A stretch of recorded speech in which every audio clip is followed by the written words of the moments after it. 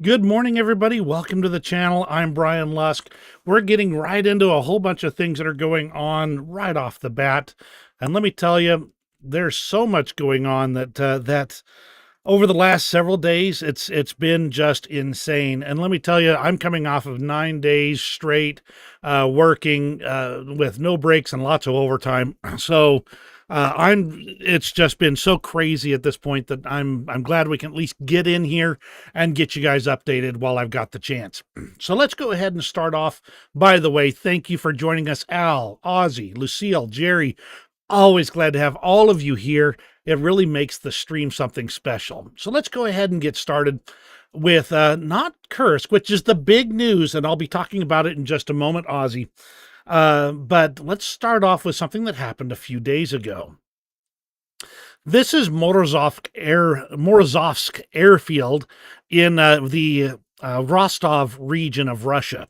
This was the target of a significant attack just about, I'd say, 5-6 days ago now, because that's how long it's been. It was a pretty significant attack, as you can see from the video footage on the screen here. It was mostly used as an ammunition depot, though there were some air assets there as well. This is the type of explosion that went up when Ukrainian drones managed to strike the airfield. Here's a Su-34 that was destroyed as part of the strikes on the airbase. Now, normally I'm kind of a little bit reserved about how I express the damage reports when it comes to these strikes. However, I think I can reasonably state with certainty that this airframe will not be returning to the field. Usually I'm a little bit more reserved than that, but you know what? I think this one's pretty clear.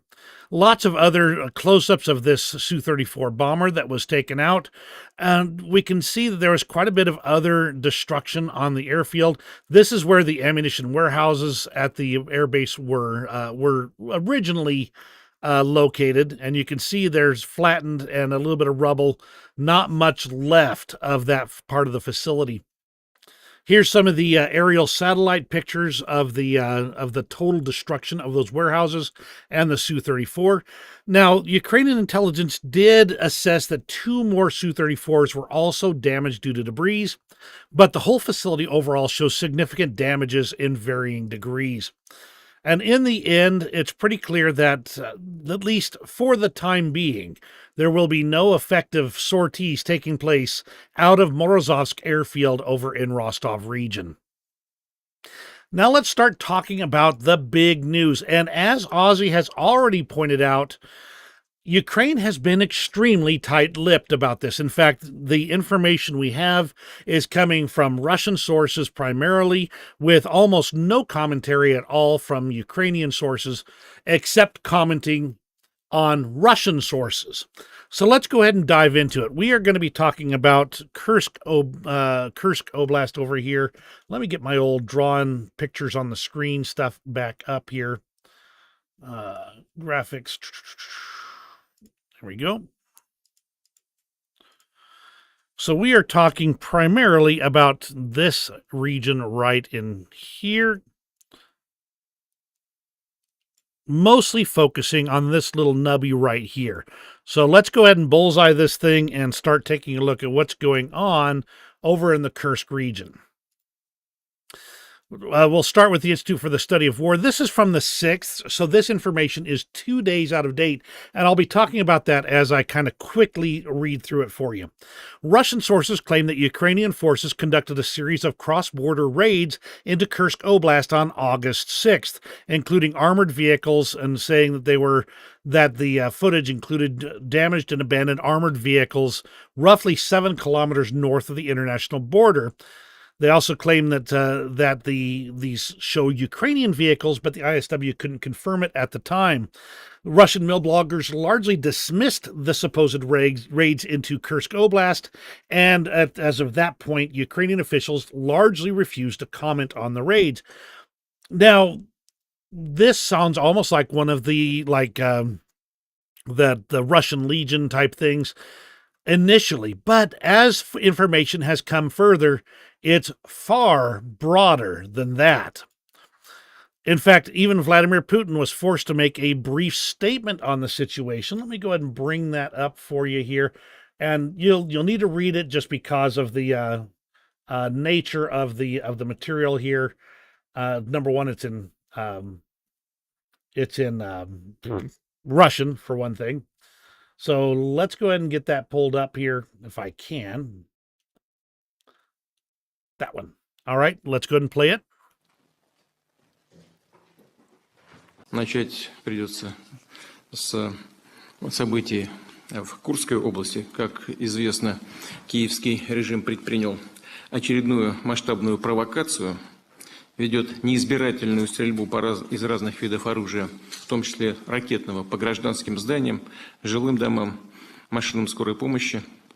Сразу же после нашего совещания у меня будет встреча с руководителями силовых ведомств, Министерства обороны, Генеральным штабом, ФСБ, имея в виду пограничное направление деятельности Федеральной службы безопасности.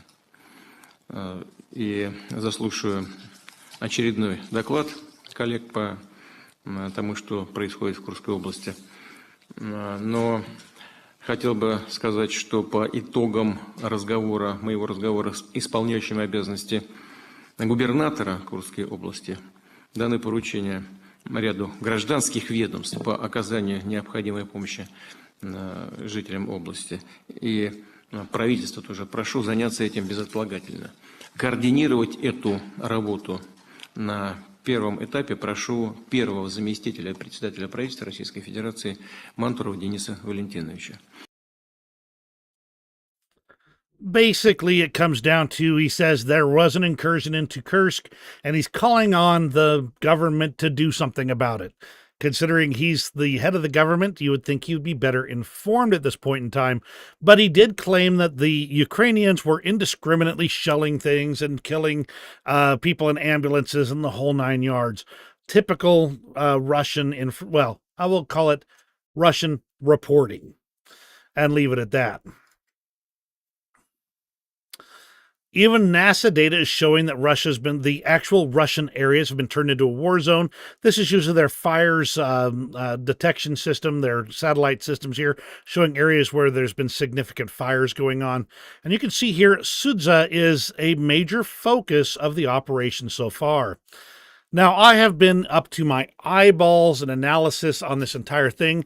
To give you the long story short on a lot of it, it's why are they doing this? I don't understand this. This doesn't make much sense. Others are saying effectively, this could be brilliant or it could be idiotic. We're not sure which one it is yet. This is a tough one to actually make the full calls on. So I'm going to try my best to provide the information as best I can and allow facts on the ground to speak for themselves. Because at this point in time, I am not convinced it is either brilliant, and I'm not convinced it's stupid. So let's go ahead and go into it. Number one, the terrain in the Sudza region here. Let me go ahead and back up to the map here so we can kind of get in and take a look. Here is Sudza right here on the map. And this was the initial focus. So trust me, we're going to get a lot bigger than this over time. So what's so special about Sudza, which I'm certain I'm mispronouncing? Well, it's high ground.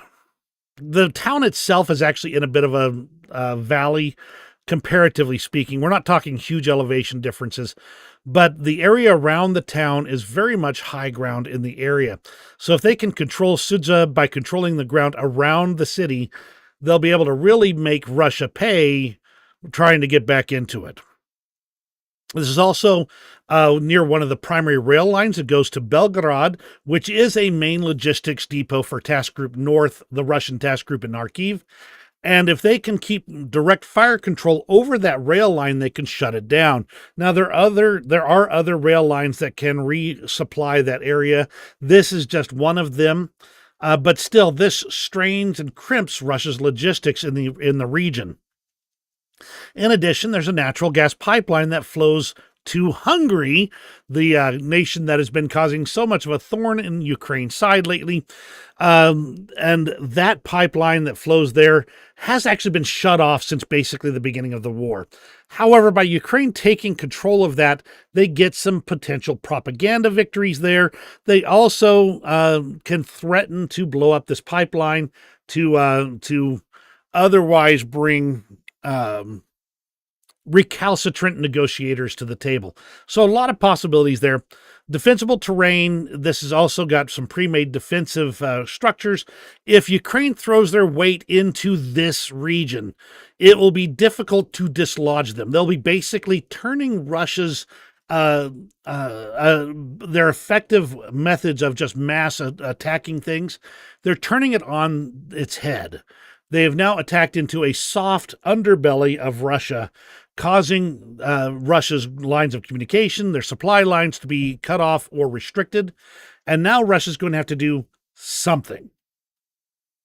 Now, this particular thread goes into a lot of stuff about this, but the kind of the long story short on that, again, is this is about logistics. And again, we don't know if it's brilliant or stupid. And again, I'm not going to make that call. But there's the thread if you would like to go through it. It's good. It's a good and short read. You'll be done in less than 3 minutes. From Igor Sushko, Ukrainian forces crossed into Russia and began an offensive on Sudza, which is 10 kilometers into Russian territory in Kursk. Now, again, this is older information. This is from the 6th, where he thought it was just Russian Freedom Legion and Russian Volunteer Corps fighting on the Ukrainian side against Putin, thinking it was another cross-border incursion. But like I said, it gets bigger, and it gets bigger fast. This is as of August 7th, yes. This is the area that has been basically captured by Ukrainian forces as of yesterday evening. There will be more when we get to that later. And no, I'm not trying to create this tension on this. I'm just trying to tell you this is not the end of the story so far. So let's see if we can quickly map that onto an easier to read map here. I'm going to quickly give you a quick line of where I think that we're talking about right about in here, into the Kursk region so far. So this is probably 10, 15 kilometers into the area here. In fact, let's get you kind of a measure. Wish I had a better way to do it. Yeah, about 15 kilometers into the Kursk region. But overall, again, as Ozzy stated, and as I'm stating as well, the Ukrainians have been super mum about what their goals are. People are talking about Kursk nuclear power plant. That is a possibility, but they're still at least 30 kilometers away through that territory. And we'll be talking about that in a little bit as well. I'm not convinced, but I'm also open to the possibility. From the base, or Baza, Russian war correspondents write about the situation in Kursk. Understand this is from the Russian perspective here. The situation is tense there. Russian servicemen are almost completely surrounded and are engaged in fierce battles with numerically superior enemy. According to Rybar, a total of 400 members of Ukrainian units have entered Kursk, and concludes that in the near future, Ukrainian armed forces units will try to further expand the zone of control despite losses in manpower and equipment in order to fulfill the Ukrainian media feed with successes. Basically, they're calling it out and saying this is entirely propaganda. Another channel reported 16 armored vehicles of the Ukrainian forces and 2 Buck air defense systems were destroyed. That's actually a reasonable number. The total number of armored vehicles I've seen so far is numbered between 20 and 40-ish involved in this. And that does include tanks and armored vehicles and armored fighting vehicles. So that's at least a reasonable number, but you'll see why that gets even crazier as we go on. The coming days will be difficult, he says. The enemy has at least a motorized infantry battalion on our side, up to 2,000 personnel as a second echelon, using numerous drones and air defense and electronic warfare systems. VGTRK stated the total number of Ukrainian groups breaking through deep into Kursk region is up to 900 people. The enemy has penetrated 10 kilometers into the territory of the Kursk region. and suggests that they may be trying to consolidate in the villages closer to the district center and turn Sudza into a second Volchansk to try and break through towards the Kurchatov nuclear power plant, another possible target there. The Ukrainian armed forces fired missiles at Kurchatov at night. We shot them all down, quote, quote. And again, this is all from the Russian perspective, their thoughts on what's going on.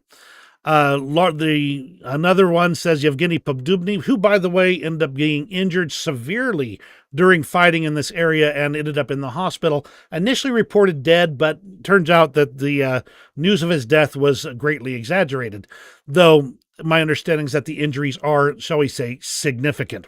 Anyway, he reported that the situation is difficult, with Ukraine pulling large forces to the front line. They've even talked up to numbers of 25,000, which I will absolutely state for the record, I don't believe that in the slightest. However, Russians have talked numbers as large as 25,000 Ukrainians crossing the border. As Jerry stated, 2,000 in reserve for this is a lot closer to probably the accurate number. So I'm guessing between maybe 2,000 and 5,000, though. Again, that's a guess on my part, and things are changing even every second of the day in the Kursk region. This is talking about the Sudza gas metering station, and the Ukrainian forces are reported to have captured that by Russian propagandists, basically, Russian reporters. That does not confirm it's absolutely true, but it does look like that is the case, at least at this point in time, and you'll see why in a bit. A state of emergency was finally declared just yesterday and was supposed to make it so they can eliminate the consequences of enemy forces entering the region's territory. That is, by the way, that state of emergency was declared about the time that Vladimir Putin was coming out and making his statement. And during that time, by the way, right after he had a meeting with his National Security Council, wherein Shoigu, I think it was Shoigu, told him straight up that no, the situation is under control. The Ukrainians are defeated. They're being pushed right out of Kursk. And Vladimir Putin had clearly received reports, because you could see it on his face, that no, he was being lied to by his staff there. So he knew there was more to it than this. Now, this is again from the Russians. MASH is stating that at least 20 Ukrainian soldiers were killed and about 50 wounded in their attempt to break through. Battle ongoing. Again, a lot of this stuff is just huge amounts of progress. So I'm going to try and burn through a bunch of these in a hurry here. Mostly I'm pointing these out because these reports all come along the same lines of all of us in the middle of, as Ozzy states, the fog of war. We don't have very good information as to exactly what's going on, except for that we're getting from the other side. So there's, again, 36 hours from the insider, 36 hours after this incursion. That's how long it took them to declare the state of emergency. Then, August 7th, Russia declares the enemy's advance deep into the Kursk region has been stopped, from a report from Valery Gerasimov. Again, Vladimir Putin is getting multiple reports now. He's getting different reports from different people, and you can see it on his face when he's talking about this. Stopping that advance would be what they wish would happen. However, we'll see that things continue to get worse. For the YouTube censors, if they come trotting along, none of these are dead bodies. These are captured soldiers. According to reports, there was somewhere around 40 people here, an additional dozen laying around here that were just captured in the last little bit. So this is near the gas metering station that we've mentioned several times, right adjacent to a checkpoint. Ukrainians are capturing massive amounts of troops. Now, the things that I'm reading are that these are not battle-hardened troops. These are conscripts. These are ones who are basically handed a rifle, sent to the safe areas inside Russia, and told to just stand a post. So they've got minimal training, minimal capabilities, minimal equipment. And when the Ukrainians come rolling in with all the good hardware, they're like, we're not here to do this. We're just supposed to be holding a nice, steady, cushy post. So these are likely poorly trained conscripts by and large. There is indications that some more, shall we say, robust troops are being rotated into the area. I don't remember if I have this later or not. For instance, though, Wagner fighters that were sitting in Belarus are being rotated into Kursk to try and counter this attack. There are several other Russian units that have been redeployed in order to do this. And so we're really, again, fog of war from our perspective. Everything is currently up in the air.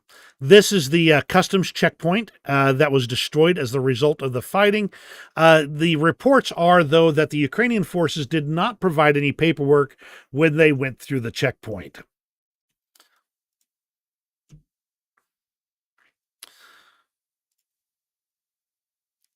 Russia, for its part, has been beefing up its defenses near Kursk, though they are reporting that Panzer air defense systems have been moved to Kursk, but with the additional statement of only women guarding. Now, that could be a euphemism, meaning undertrained and under-equipped troops, or it could literally mean women manning the equipment. That's absolutely a possibility. They're having to reinforce facilities that are over 50 kilometers behind the front lines, behind the international border. This should be very concerning for Russia right about now. Residents have begun to be evacuated from the border areas of the Kursk region. Now, the Russians are reporting that Ukrainian armed forces have occupied 11 settlements in the area. Here's the thing, though. I'm getting conflicting reports on this. Some people are saying no evacuation has been ordered.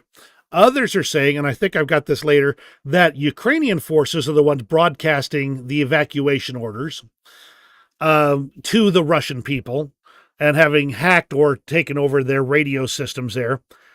Others are saying there was no evacuation ordered at all, and that's just propaganda on the part of the Russians.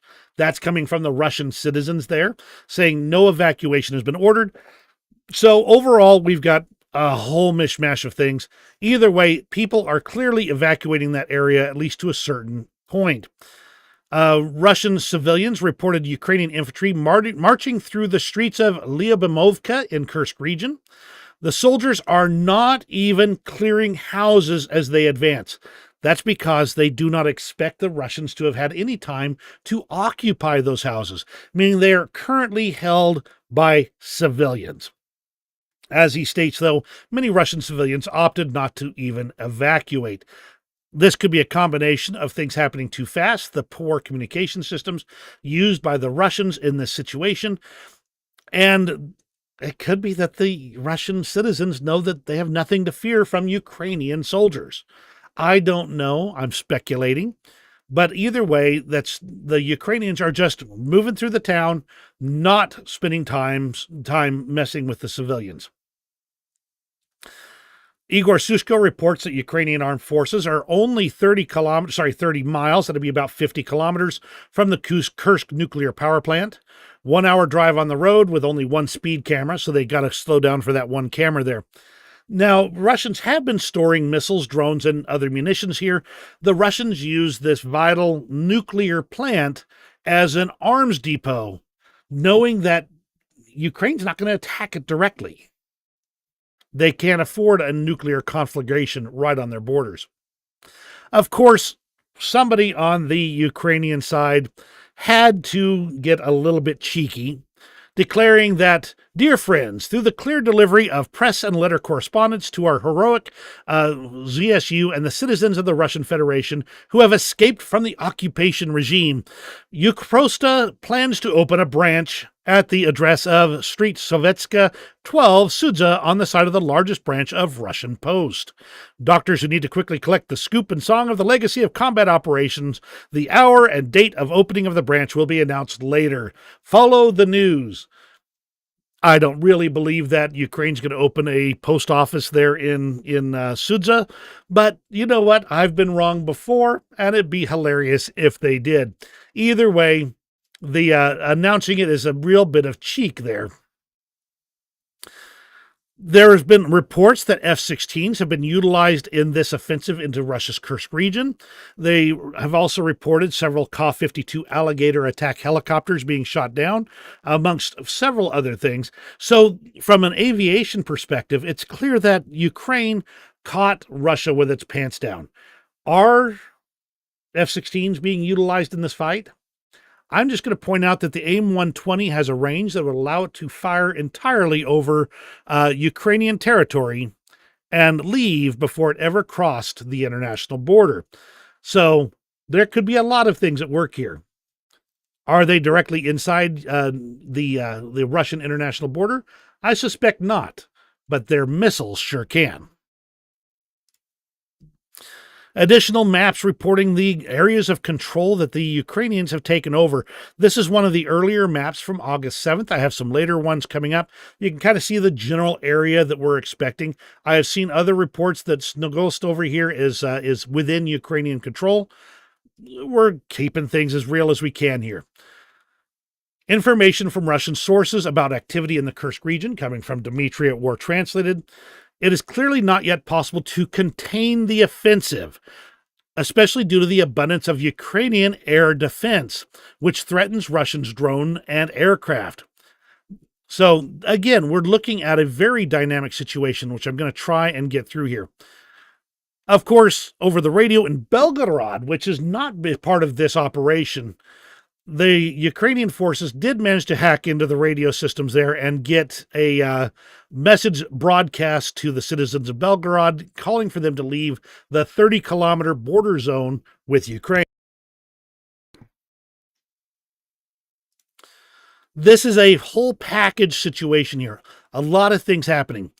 Now, these flatbed trailers were carrying T-62M tanks. Now, the Russians claimed, no, those were Ukrainian tanks.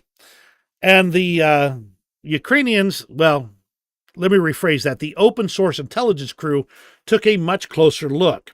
The T-62Ms that you see on these flatbeds were Russian, and the entire convoy was reportedly destroyed by Ukrainian forces. This is just one of the situations of the disinformation that immediately comes out. The Russians want those to be Ukrainian tanks, but the Ukrainian tanks would be on treads driving because they're part of an active offensive operation, not sitting on flatbed trucks waiting.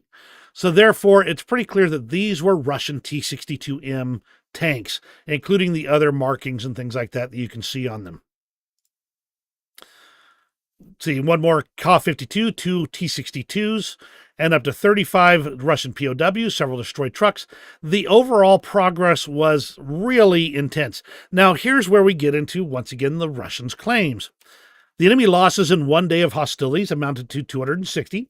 That's a reasonable number for the numbers we're talking. And 50 units of armored vehicles, including 7 tanks, 8 armored personnel carriers, 3 infantry fighting vehicles, and 31 armored combat vehicles. According to the numbers I'm seeing, 50 units of armored vehicles is well above the number that have been reportedly spotted in this assault. Now, I do believe that there are a lot of vehicles involved in this assault, armored fighting vehicles, but also other transports and things like that, because this is apparently very much a maneuver warfare action. There is no intention, at least immediately, to get bogged down in the situation. They want to keep on the move and destroying Russian forces from everything we've seen without sticking to one spot for too terribly long. Will they capture areas like Sudza and these other villages? Probably. But how much are they going to invest in holding those? There are talks of potentially building up a reinforced line of defense on the Russian side. Maybe. I don't know. Just overall, we're looking at a situation where at this moment, Ukraine has caught Russia with their pants down, and they have nothing effectively to counter the entire situation. The Russians don't. So overall, we've got just a really dynamic situation. And boy, do I have so many tabs on this. I'm going to keep trying to burn through them quick here. A resident of Sudza says that the Russian troops abandoned their positions and left the town unguarded. No aviation, with nothing but helicopters flying over Kursk. This is somebody who is evacuating the area. So he was there when he saw it. Now, going back to Kursk nuclear power plant, Russian propagandists badly want to spread this theory about the intention to seize that nuclear power plant. That's what they've done over in Zaporizhia nuclear power plant, for instance. So it's definitely a copy of the tactic that the Russians have. This is a long way to go, and it would be a tall order to hold that location for any extended amount of time. That would require a lot more forces than are reported in the area. Probably more like the 25,000 that the Russians claim are involved, to actually get close to that and be able to take and hold that facility. But overall, I'm not convinced again that Kursk is the actual target. Maybe, but I'm not convinced just yet. More film and footage of the mass surrenders of Russian forces. Again, we're talking likely poorly trained conscripts that aren't allowed by law to be on Ukrainian soil. So likely these were not extensive fights, although some were taking place. Russian sources have been updating their maps, showing the enormous advance. And to put this into perspective, in effectively 3 days, Ukrainian forces have advanced more than Russians have for the last 6 months across all parts of the lines. Let me see if there's anything important in this one. Oh, yes, from Anton Herishchenko, and I'm going to kind of skip down to what the Russians said. Ukrainians have broken through the Russian state border and are entering the area near the settlements of Darino, Gogolivka, Sverdlovka, and Gocharovka, and they've maneuvered about 10 kilometers deep into the border. Now, this is again from 2 days ago, so I want to talk about this for a moment. And now they are not stopping, and they're pulling in reserves, occupying those settlements. 2 of our helicopters were shot down, and air defense has been bad. This is not a media move by morons from the Russian Volunteer Corps. This is a real offensive and a breakthrough of the state border of the Russian Federation, which is sacred and inviolable. Or is it not anymore? And as Anton adds, you can make mistakes, but you can't lie. If we do not learn to tell the truth, we will not win wars. From Evgeny Prigozhin. I already talked about that one. Here's an additional map. This would have been from last night late, showing the Ukrainian forces with a fairly significant salient heading to the northwest and significant coverage farther south than Sudza. Overall, again, this is an expanding operation, including with tanks and armored vehicles and everything else like this. So we've got a lot of question marks about what's going on. So as Ozzy states, a lot of this is from Russian sources, which they tend to overstate Ukrainian gains. So they can, as he states, they can claim a massive Russian victory later. So we've got some more information still yet to come. This is Romanov talking about the situation there, saying the population was evacuated. Then we get to null reports, and this is for today, and that's even from about 2 hours ago today. Overnight explosions in Kurchatov and Kursk region. Koronivo is still under Russian control, but the population evacuated. It says that there's communication jamming going on. More aviation was pulled in, more helicopters. The Russian Ministry of Defense did release a video showing Lancet drones striking at Ukrainian equipment. This is a pretty serious operation. Wagner forces being moved into position here. Then we've got this right here. This is kind of the close to the latest map we've got. I have concerns about this spearhead over here in the on the northwest here. Obviously, though, Still, there's no apparent road network to actually be able to assault this area easily, so it could be relatively safe. But either way, it looks like the Ukrainian forces, I've seen again reports of them in Snogolsk over here, and that they are entering Koronovo over here. So again, this is a massive assault. This is not a small one. The latest map update here includes an assault towards, if I can get the map to pull up. Unfortunately, it is too low a resolution. Let's pull up the deep state map and see if we can figure out. Oh, there it goes. Kasachaya Lokaya. Which is north of Sudza. Again, they've got expanded operations going on over here. Also to Krugian Koa here. So overall, the Ukrainians continue to make advances despite the fact that Russian forces claim that the advances have been stopped.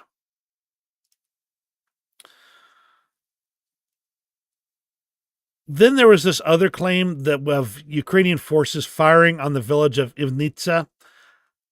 That's 12 kilometers from the current front that's being reported. I don't put too much stock in it. I think it's much more likely that Russian forces are shelling their own town, honestly. But overall, we've got a lot of abandoned towns and a lot of abandoned villages, and the Ukrainian forces are moving not quite unopposed, but certainly with minimal opposition at this point in time. Now, this is a strike on an ammunition depot near Kursk. The images were published by Radio Svoboda. And this is the damage to the Russia's military's main rocket and artillery base. That was on the night of July 31st, likely a preparation attack for the current operations in Kursk that are happening today. From Nuno Felix, this was a shaping phase to there was a shaping phase to this operation that went unnoticed. And it's now clear that it is a much larger operation than previous raids. He's talking again last night.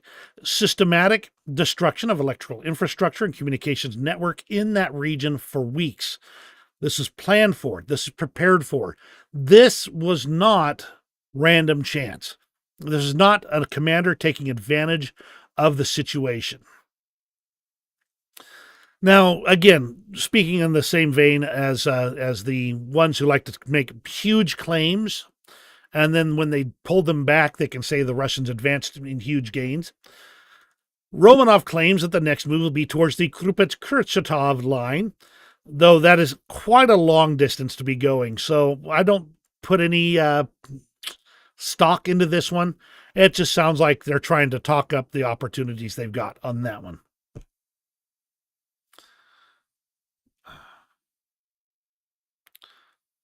Okay, come on. Uh-oh, something went wrong. I have lost some of my material, so we'll just go ahead and move on. Russians are having a hard time believing that Ukraine was allowed to openly build forces on Russia's borders for 2 months. And this is Russians getting ticked off that they didn't even bother to notice. This actually looks kind of like the start of this main invasion, where Russia had forces building up on Ukraine's border, but the Ukrainians were saying, "Oh no, there's no assault coming, no chance of an assault coming. That's just crazy talk." And now the Ukrainians pulled it off against the Russians. Now we get into more of the ancillary stuff around this Kursk situation here. Of course, Russian propagandists have already threatened a tactical nuclear strike in Kursk to stop this attack. That's because the Kursk region is an indigenous historical Russian core. And as Anton Herashchenko states, apparently different regions of Russia have different value to him. Maria Zakharova, the spokesperson for Russia's Foreign Affairs Ministry, states Moscow calls on the international community not to stand aside and strongly condemn the criminal actions of the Kyiv regime. As he states, their hypocrisy never ceases to amaze me. A spokesperson for the U.S. Department of State stated that ultimately the decision about how Ukraine conducts its military operations are decisions that Ukraine makes. Now, there's been a lot of screaming about this already. Some people are are saying the U.S. is calling up Ukraine saying, dude, what's going on? Calling for some information as to what's going on, indicating that the U.S. was entirely caught off guard by this. And to be brutally honest, I don't blame Ukraine for keeping the U.S. out of it, because it sure seems like if they talk to the U.S. about anything, it somehow or another gets back to the Russians. Come on, start giving me some loading up here, guys. Okay, let's see. Of course, from the insider, there are reports that there were 3 billion rubles allocated for fortifications in the border areas of the Kursk regions. The builders did work under fire but didn't receive wages, filed a lawsuit, and the construction was never completed. More corruption than you can shake a stick at. Now, a lot of, and like I said, I have read so much analysis on this situation right off the bat. So I'm going to quickly kind of touch on the highlights of a few of them. A good thread from Rob Lee on the new Ukrainian operation in the Kursk axis. Given defensive postures elsewhere, particularly with Russian advances toward Pokrovsk and Toretsk, the strategic rationale for this operation at this time is difficult to fathom. Now, this is from 2 days ago, so understand some opinions have changed over time, but I think this analysis still bears some weight here. One potential driver is political.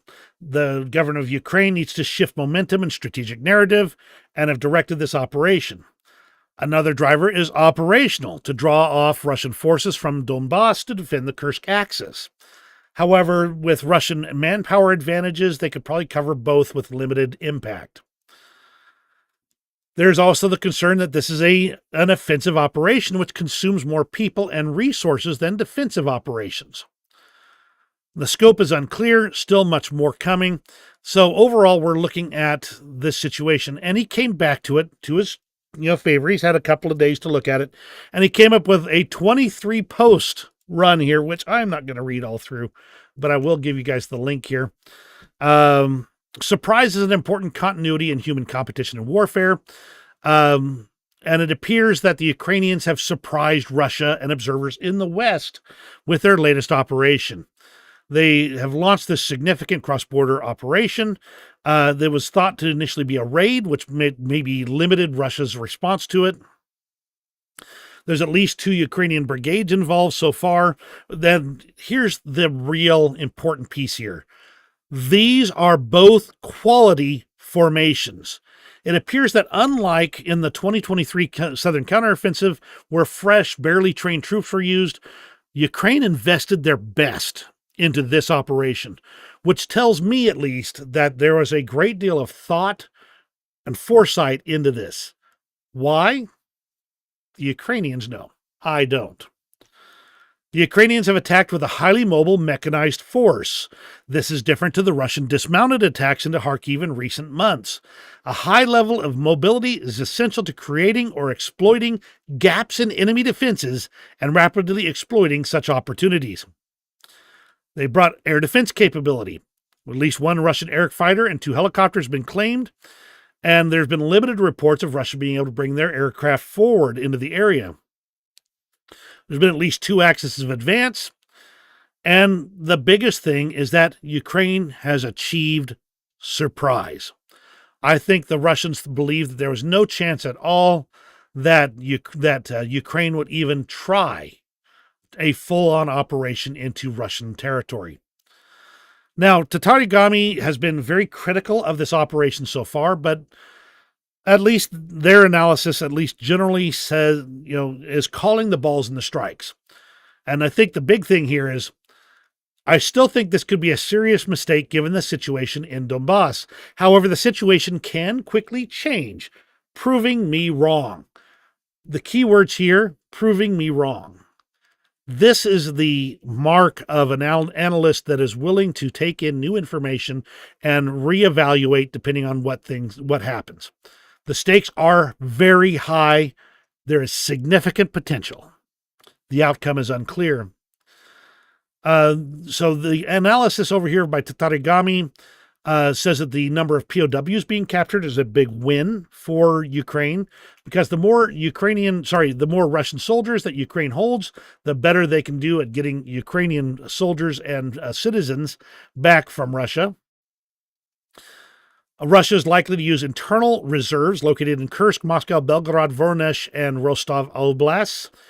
We can also see units from the North grouping. And the key here, though, is the absence of a swift reaction shows that they were not informed or assembled. So far, there is no evidence of Russian forces slowing down their offensive operations in Donetsk, nor evidence that Russia is moving any reserves or units from the center grouping of forces. This can change, but not at the moment. It's hard to gauge the morale blow to Russian society. And I'm going to leave the rest of that alone right there. Considering the communication situation with Russia and how slow they are to respond, the chances of them successfully pulling off a significant movement of their troops from other active parts of the front to this offensive is low, at least in the short term. Give it 2 weeks, we might see that change. In the meantime, they're going to have to bring up whatever forces they can from other areas like Moscow, Rostov, and other areas nearby in hopes of stemming the tide of Ukrainian forces moving in. Now, we're at the end here, and I'm going to give a few of my personal thoughts on this. This is from the whole bunch of reading the analysis of the situation, and so bear with me as I kind of put my thoughts together here for you. One of the big things that are happening right here is that Ukraine is now behind Russian lines. This gives them a tremendous number of opportunities, not only to cause havoc in with the supply lines that Russia is maintaining, but also to potentially outflank, say, the Kharkiv region, where the Russians still have a significant force. They could potentially press other areas. There is so much that could be done here, but it depends so much on how the Ukrainians carry this out. Ozzy, I have information on that. I'll be talking about Ritter in a bit too. So yes, I don't have a latest update, but I do have what I had as of last night. So I'll be talking about that as well. But overall, the situation is going to be unpredictable for much of the next 2, 3, maybe even 4 weeks. The operation will either be stunningly successful and continuing, or there will be no further operations there. Now, from a purely political perspective, if you want to negotiate on positive terms with your enemy, you ought to be holding some of their cards. And now Ukraine has taken some of Russia's cards. Can they parlay that into better negotiating position? Possibly. It depends on if they can hold it. And that's where things get a little bit dicey. Do we know what's going to happen? No, we don't. But in the end, we're going to be watching and we're going to be reporting the facts as best as we can get them. My heavens, everything's going wrong today. Let's see if we can get that refreshed here.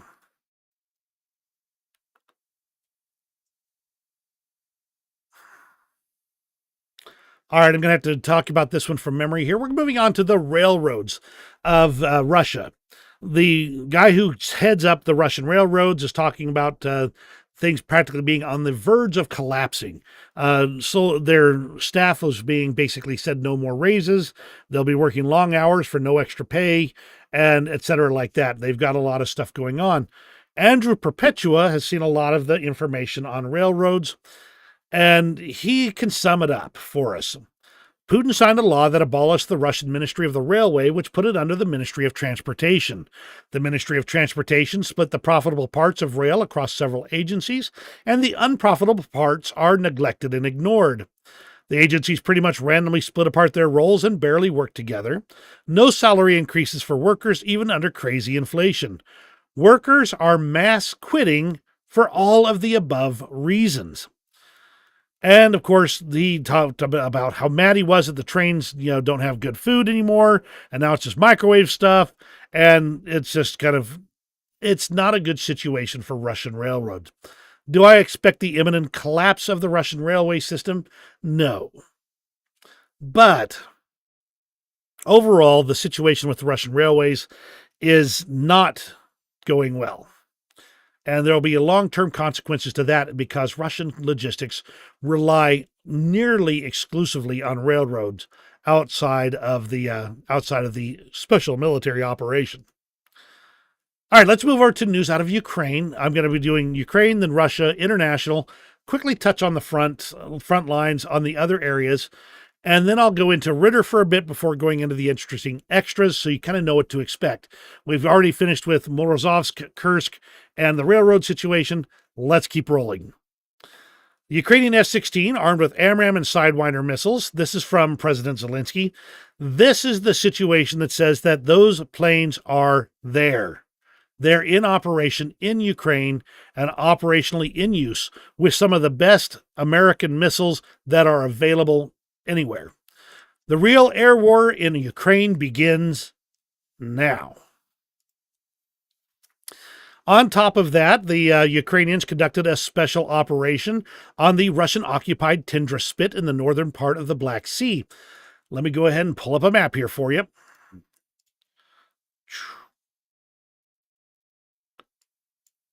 Understand that it has been a while here. I believe this is Tundra Spit right here. And if you can just kind of give you some perspective here, Tundra Spit is currently occupied by the Russians. It's right here. This is Ukrainian held Kherson.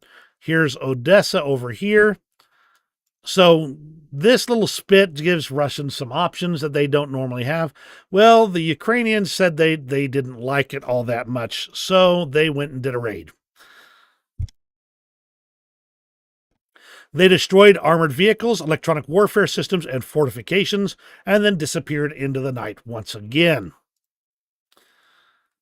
Over in the Sumy Oblast, which is just across the border from Kursk, the authorities announced a mandatory evacuation of 23 border settlements in the region as Russia has intensified its attacks amid the Kursk incursion.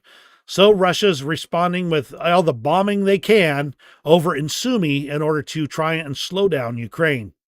And that's kind of the Ukraine side of the news. Let's go ahead and move on to Russia. Not a lot. Most of the news today was Kursk. And that's why it was so long and so much stuff I had to review there. Russia faces an increasingly severe shortage of workers due to the war in Ukraine, with a shortfall of as many as 1.7 million people. On top of that, they've started kicking out foreign workers after that terrorist attack that happened a month and a half or so ago. So they're exacerbating their worker issue, and they have really kind of having trouble keeping everything running with the workers they have. Public transport has been especially badly hit, kind of tying into the railroad situation, as the drivers take better paid military jobs. Women are being recruited to fill the gaps. When you're in the middle of a full-on war, you're going to have to start making use of your entire population. Russia's finally starting to get there. There was an explosion at the Transneft oil refinery in Usinsk, with the fire raging. That was as of 2 days ago, so that's a little bit older information. Russian military reporters are saying that command wants to take away civilian cars from them, with really them being the only effective way to move near the contact line, as civilian transport is less likely to be fired upon. Oddly enough, they also complain that Ukraine is attacking civilian vehicles with first-person view drones. Could that be because the Russians are using civilian vehicles to get around on the front lines? Odd that. A drone strike on a Russian train carrying supplies for Russian troops. This is by the Ronini drone unit of the 65th Brigade of the Armed Forces of Ukraine. Hitting a moving train is always challenging, but when you got the direct eyes on the target, with many thousands of tons of cargo, the strike will cause quite the disruption to Russian logistics. Let's see if I can get the video up. Things have been moving a bit slow, so probably not. But, okay, not going. There's also a report of explosions in the Oktyabrski airfield and the neighboring train station. This one doesn't actually host aircraft anymore, but it is an ammunition depot, so big kaboom, less ammo for the Russians to use. And the Defense Intelligence update from the UK. On the 3rd of August 2024, Ukrainian attack on Crimea highly likely resulted in the sinking of the Russian Black Sea Fleet Kilo-class submarine Rostov-on-Don. Now, the Rostov-on-Don was already severely damaged in a previous attack and had been in dry dock for a while. I think it was finally able to float again, and they were moving it around. And the Ukrainians caught it with its pants down on the surface and invited it to become a permanent submarine. Although this is a significant morale boost to the Ukrainian forces, it is highly unlikely to have any major impact on Russian long-range maritime strikes into Ukraine from the Black Sea Fleet. The strike does highlight the increasing risks to the Russian forces of Crimea and will highly likely force Russia to reconsider any plans to relocate any significant maritime force back to the peninsula. And that's kind of the news out of Russia. Like I said, everything has been about Kursk the last few days.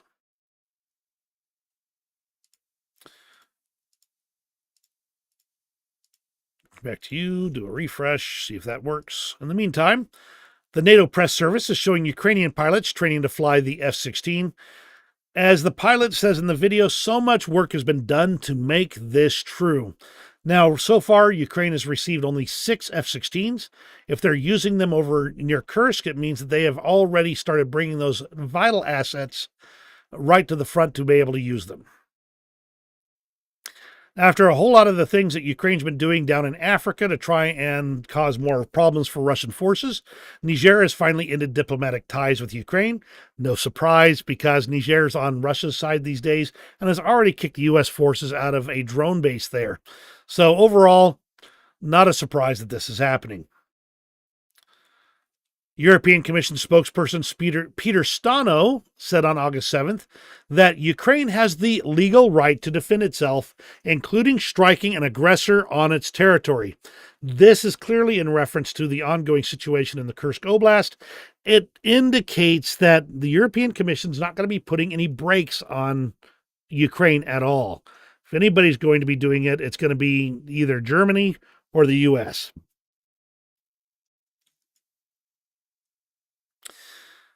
Now, let's talk briefly about Hungary, kind of just a quick summary of what was going on there. Hungary's been throwing an absolute snit fit that Ukraine has cut off an oil pipeline that was giving them cheap Russian oil. That was part of the sanctions package, and the Hungarians had been advised for over 2 years that it was going to happen. The Ukrainians finally did it. So Croatia said they have a pipeline ready and willing to supply Hungary with oil. But Orban's government dismissed the proposal, calling Croatia unreliable. Now, if Hungary was truly desperate for oil, they would have any port in a storm and they would want that oil. They could start buying it immediately. But unreliable? That's an excuse. Orban's alignment with Russia goes beyond energy. He's blocking European Union weapon reimbursements to Ukraine and relaxing visa rules for Russians and Belarusians, undermining EU sanctions. His actions reveal a broader strategy of siding with Russia. And this one caught my eye from a few days ago. Today, there are a lot of vehicles with Ukrainian license plates in Europe, including very expensive ones. It turns out that Russians have started to massively change their license plates from Russian to Ukrainian ones to circumvent sanctions or to avoid having their cars confiscated. In Russian cities, services for making duplicates of Ukrainian license plates are offered en masse and cheaply. The picture is of one such ad down here, offering to make Ukrainian license plates for about $30. For example, Latvian authorities have started to confiscate vehicles with Russian license plates in order to transfer them to Ukraine. The only reason why cars with such license plates can cross Latvia is if they are in transit. In this case, they can stay in the country for just 24 hours.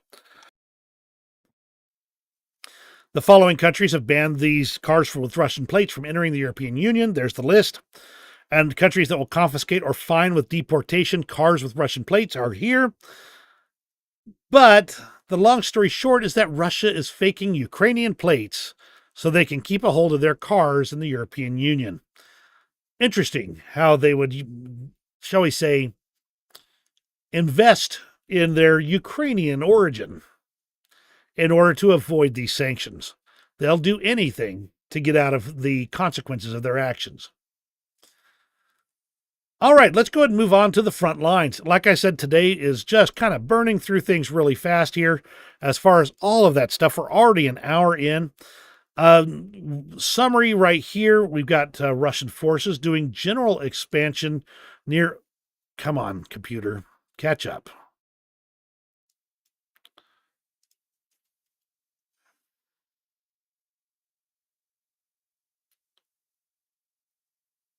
Okay. All right. I just got to show you this if I can. I don't think it's on the screen, unfortunately. The date for a brief moment showed 1969. Okay, so here's the current lines over here in Otsuratina area. And now, there we go. Here it is as of day before yesterday. And if we come forward a touch, we can see that the Russians have managed to expand their operations near Otsuratina, which is near outside of Avdiivka. This has been an ongoing operation in this area that where Russian forces have continued to make advances pretty much across the board in small chunks, including getting near Vozdinivka, getting near Ivanivka, which they've apparently taken most of at this point in time, Serhivka, Zelani, and a little spur down here that popped up near Novoselivka, Persia. Again, all small advances that Russia's doing, but again, showing that Russia's continuing to advance.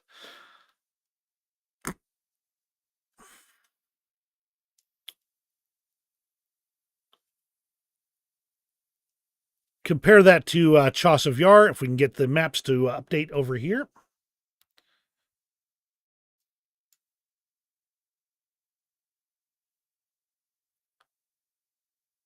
Wow, that is rough. Okay, I'm going to give that a minute to refresh. War Gonzo, the Russian source, basically confirms everything we've talked about here. Chasiv Yar, he does not claim any significant changes, but long-range weapons are still working.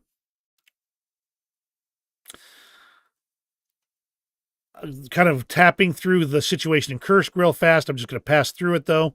New York, the situation is seriously deteriorated for Ukraine, and the northwest part of the city has been taken over by Russians. West of Avdiivka, the Russian advances continue. I kind of talked about that already. Now, there was an update on New York here. A Ukrainian flag is still flying over the boarding school building in New York.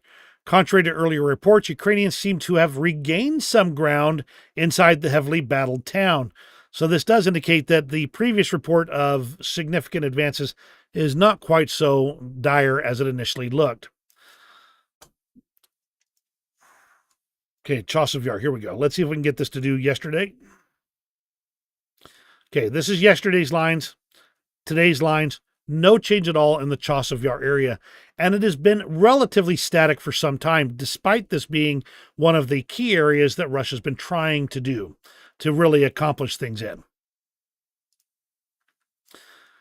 And just in case you ever feel like it's all over, this is a map that shows it shows the front lines in July 2022, July 2023, and July 2024.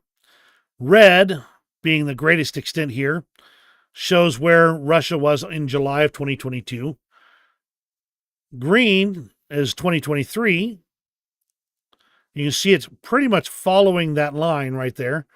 And blue is almost identical, except for this Kharkiv region offensive up here, to the green line, showing that while Russia is making teeny tiny advances, in the overall scheme of things, they're not taking Ukraine.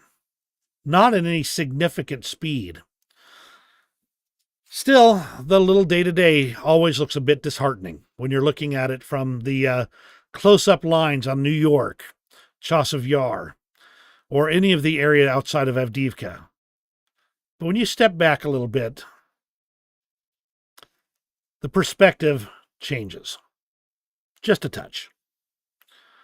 So while not necessarily the best news in the world, it does show something, and it shows something significant. And I hope that helps put things into that perspective. Let's move on to Scott Ritter for just a moment or two. Now, for those who are not familiar, Scott Ritter is a former UN weapons inspector, a former Marine Corps intelligence analyst, and he works for Russia Today and Sputnik, two Kremlin information sources. I can't believe how problematic my internet or Twitter is today. The FBI is raiding Scott Ritter's home. I had a video on it before, but apparently today it's not going to be working. Since 2019, Ritter has been writing regularly for the Kremlin-controlled Russia Today, with propaganda presenting him as an American military analyst. He's clearly being paid by Russia. The thing is that, and I hate to mention these things, this man has been on Russia's payroll for many, many, many years. And he's also a convicted, I'm going to carefully state this, particularly interested in children. We'll put it that way. And his home has been raided, and we don't have the results of that just yet.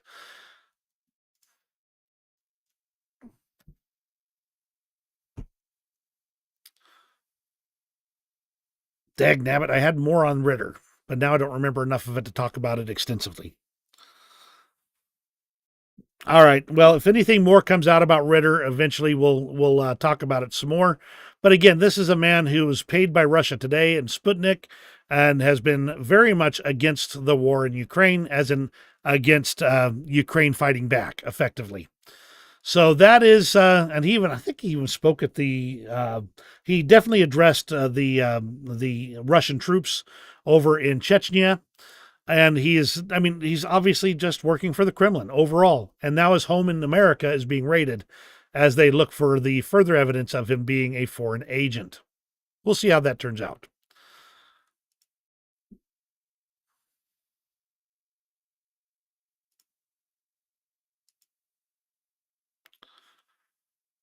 Oh, man. I want to take my internet service outside and beat it.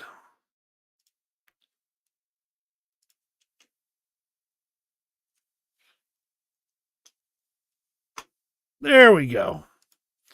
We're getting some things back now.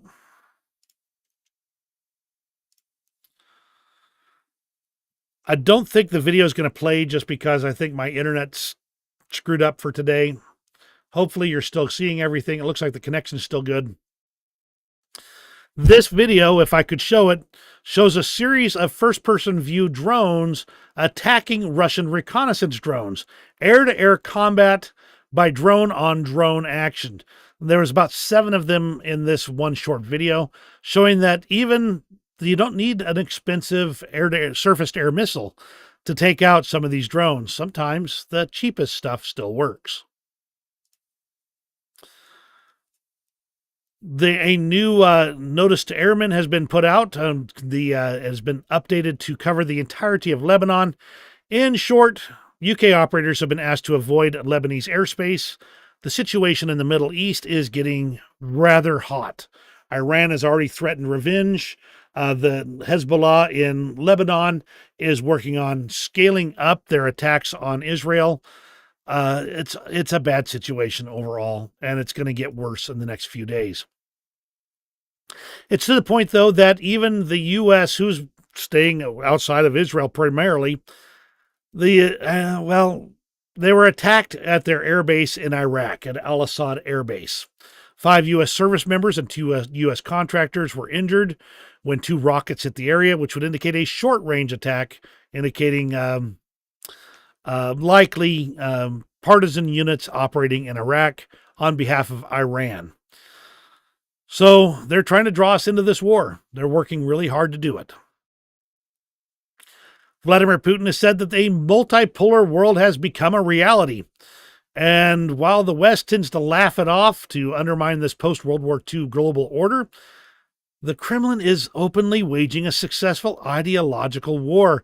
If you look at it seriously, they've made serious inroads on Western power and influence throughout the world, and both in Africa and Asia, and even South America with Maduro over in Venezuela, who lost his election, I might add, but is still trying, as far as I understand, to cling on to power. As much as Russia is weak militarily right now, and if there was a full-on attack on Russian forces in Ukraine by Western powers, they wouldn't stand a chance. The psychological war, the propaganda war, is being successfully waged by Russia. And I can see it in everyday interactions with people who believe the Kremlin propaganda and believe that their worldview of Russia being right,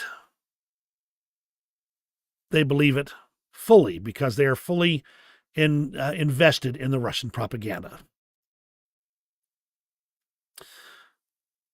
Russia has already gone unchecked as it tightens the wrench in Russia, overthrows numerous governments in Africa, interferes in Western elections, and now openly discards Venezuela's election results. This is the propaganda campaign. This is Russia's highly successful attempt to dissuade us, divide us, and conquer us, not through force of arms, but through force of will.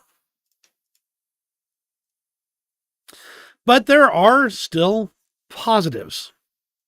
Ben is from Florida, from the United States. When he heard of Russia's full-scale invasion, he went to Ukraine. He learned the language and makes staples for Ukrainian defenders in the Vinnytsia region. That's where they're building defenses. Those staples are used to hold down various things in there. We're talking, not talking like staples. We're talking staples, huge pieces of rebar that are formed in the into staples like this. So that is somebody who acted, didn't just talk. And we're going to end off with this short video showing the rescue of 4 tiny kittens. After Russian shelling of Kherson last night, 4 newborn kittens were trapped under the debris. Rescuers saved them. Their mama cat is fine, and the babies are back with her. Even the tiniest Ukrainians suffer from Russia. And that's everything for today. Thank you again for joining me. I'm always happy to have you here. It makes so much of a difference to me that you join me for these types of videos, and I wish I could do them more often. I'm working on it, but in the end, thank you. You make it all so much better. And on top of that, Ukraine is doing some amazing things over there. We'll have to watch what happens and see what the fallout is. Poor choice of words. We'll have to see what the results are in the end, because we've got Russia on one side, and Russia's determined to take territory by force in any way they can. So we'll just have to see if Ukraine can fight them back, if the Western powers will help them, and if in the end right beats out over might. You have a great rest of your day, and we'll see you on the next video.